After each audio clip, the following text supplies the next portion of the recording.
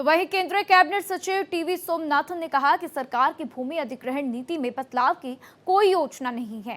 इस दौरान भारत एक्सप्रेस के सवाल पर कैबिनेट सेक्रेटरी ने क्या कहा, editor national affairs Krishna Mohan Sharma की ये रिपोर्ट देखिए। कैबिनेट सेक्रेटरी टीवी सोमनाथन ने अपने 6 सहयोगी सेक्रेटरीज के साथ प्रगति जो योजना है उसकी उपलब्धियों को पत्रकारों के साथ साझा किया।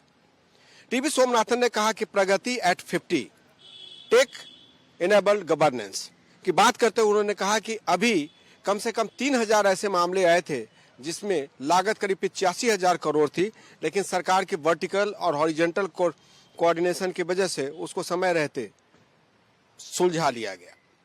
भारत एक्सप्रेस द्वारा पूछे गए एक सवाल के जवाब में उन्होंने कहा कि कोई भी राज्य ये नहीं चाहता है कि उसके राज्य में विकास न हो, इसलिए भूमि अधिग्रहण या अन्य क्लियरेंस में कोई परेशानी नहीं होती है, और अगर परेशानी होती भी है तो डेलिब्रेट नहीं होता, और इसके लिए चीफ सेक्रेटरी से लगातार वो बातचीत करते रहते हैं। Sir, you talked about the cooperative federalism.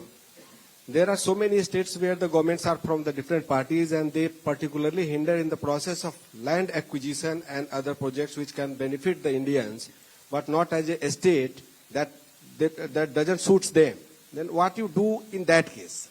To be very frank, Pragati, and by the way, the Oxford University study also mentions this, is a very apolitical institution. I must tell you that we find no difference between chief secretaries of one kind of politically governed state and another. And chief secretaries and officers have been quite responsive across the board. And most of the time, delays are not deliberate. Even in the case, whether the state is of one political dispensation or another, it is usually, as I said, the key problem is coordination.